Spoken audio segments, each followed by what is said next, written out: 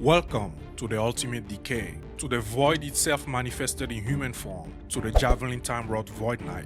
This is the lone knight chosen to harness the devastating power of the void and time itself. Watch as your foes age rapidly, weakened and slow by the cruel grip of Time Rot. Every second in your presence shatters their strength, draining their will to fight and leaving them powerless as they crumble. Now, let's unpack this damage over time juggernaut that makes other builds look tame, and how you can turn a timeline into dry land without even lifting a finger. Yo, 久しぶり. What makes this build absolutely ridiculous in the endgame is the fantasy. Forget your armor and all the flashy fancy bits. You are the void, you are a walking plague, you are a battlefield controller, a decay dealing god that doesn't need to crit to kill. At the center of it all is Time Rot, a damage over time ailment that stacks up to 12 times, and each one of those stacks is a death sentence. The screen slows, enemies shorter, and you're not even breaking a sweat. It's literally like watching a horror movie, only you are the villain. And here's the kicker, you never have to manually apply Time Rot. Thanks to this beautiful passive and our supporting gear, all you gotta do is hit something. You use Void Cleave to zoom across maps like a speed demon. Devouring Orb clears anything on your way while you're on the move. Abyssal Echoes triggers effortlessly by Void Cleave while acting like a background nuke. And Anomaly, woo, man oh man, this is the finishing move. Dropping on a boss and you watch their HP bar grow from intimidating to non-existent in a few seconds. The synergy in this build makes it feel like every action you take triggers something more powerful. Did you just Void Cleave, bro? You just apply Time Rot stacks while making your next throw dangerously more powerful. Throw a javelin, you just apply slow, stack more Time Rot, and probably nuke a red pack or boss. Move through enemies, you casting Devouring Orbs and boosting your damage without even thinking about it. This build can mostly be played with one button, but there's a specific combo that turns it into an abomination, letting you do this, or that. So stick around to find out how you can do the same. But first, let's dig deeper into what each skill in our kit brings to the table. 手芸部のヘルプがいる.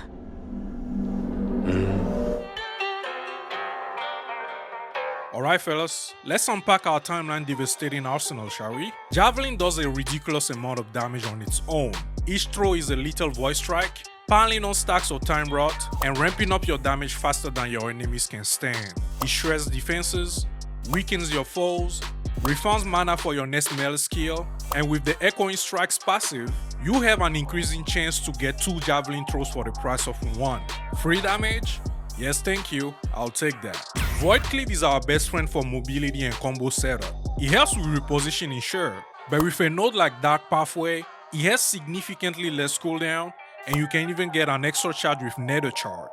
You know what that means? Better yet, each Void Cleave amps the damage of your next javelin throw while reducing enemies' defenses to nothing. Just be mindful of the mana cost, or you end up drier than a walking corpse in the desert.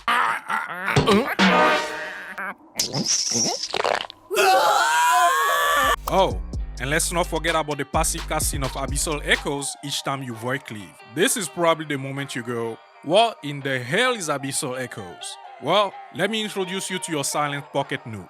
Abyssal Echoes is a damage over time ailment which applies its own form of decay, dealing void damage over 5 seconds. However, if you were to hit an enemy affected by the echoes, all the damage that would have been dealt over 5 seconds is dealt immediately. Each time you Void Cleave, you autocast these void echoes, which amplifies your damage, spreads stacks of delicious decay, blind your enemies, and slow them. Hands-free destruction, fellas. How convenient is that? Next up, Devouring Orb, your faithful AoE companion. No manual input needed. It auto-activates while you glide through mobs, obliterating anything foolish enough to get close, and providing passive buffs like global void damage, and mana regen boost, void penetration, and even more damage over time. Best part? You don't even have to touch anything to melt them. This is how mobs vanish in thin air before they even get close to you. And here comes our ace against bosses. Anomaly can be a difficult skill to understand at first. At least I did. Or am I just dumb? Guess we'll never know. All you need to understand is that each time you drop Anomaly on a boss, you unleash the devastating Mark of Rot, which dramatically increases the damage they take from all void sources. So you guessed it, every single skill we previously spoke of has just been turned to 1000. is what lets you do things like this, and that. Beautiful, ain't it? Furthermore, Anomaly also auto-cast Time Bubble, which sticks close to you, giving you the luxury of slowing down enemies around you whenever you roam, and shredding their void resistances, making them easy to squash like bugs.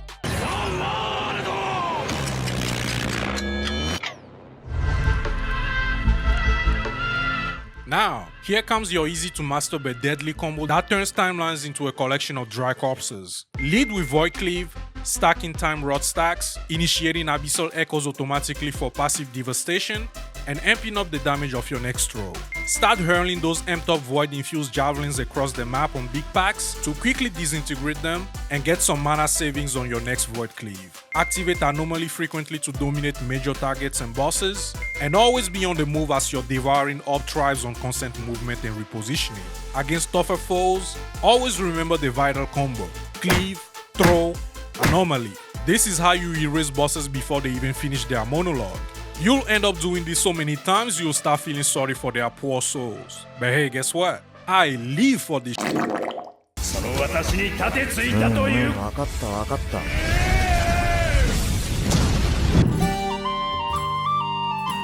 Gear time, boys. Let's see how we're upgrading this Void Knight from kinda good to godlike status. Black Blade of Chaos is the start of the show. It already comes with massive damage boost and can already apply Time Rot at base. But what makes it really shine is how it lets you penetrate your enemy's void resistances. Meaning nothing is ever too tough to We don't do that here. This is what brings this build together, so make it your top priority. Farm it, enchant it, cherish it because boy, you're gonna need it. Titan Heart offers a very solid mix of offense and defense. This is how you can boldly engage in close quarter combat without fear. It quite literally is your frontline fortification. The Shades Atrophy glows were designed to perfectly synergize with this build. They amplify your rot duration, which means every stack of Time Rot lingers longer, draining enemy life steadily. They also significantly slow anything we hit or anything trying to hit us, which massively boosts our damage.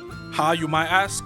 Well, we're using this beautiful passive node that lets us dish more damage per slow chance, so anything that lets us apply slow stacks is a godsend. For the helmet, be on the lookout for a good Augury Helm or Leonine Grid Helm with levels of Anomaly and chance to inflict Time Rot on hit. I was incredibly lucky to find one of these on sale at the Merchants Guild, but let me tell ya, it wasn't cheap, so if you're on a budget, a well-rolled Decayed Skull with decent slams should get you by as you farm for better helmet pieces. With the boots and relic slots, you can go two ways depending on your playstyle. If you want more tankiness, go with Foot of the Mountain paired with Anchor of Oblivion for massive endurance boost and damage spike with stats to spare. If you like me and love speed, then go with Blood of the Exile paired with Shadowed Worlds for permanent haste and stat stacking. The best way to really go about it is to go tankiness for boss rush runs and speedy setup for mapping. Choice is yours, my friend. For the remaining slots, grab Viper Tail for consistent slow application and attack speed leading to more damage, Nihilis for extra skill points, mana regen which is crucial for higher uptime on Void Cleave, as well as more defense layers. And last but not least, a couple of red rings which you can slam with strength for more armor or dexterity for more damage. The more dexterity we got. Now get out there and make the battlefield your playground. Let your enemies crumble by just being close enough to breathe your void-infused air, and turn every step you take into a countdown to stylish, deadly, and completely controlled decay.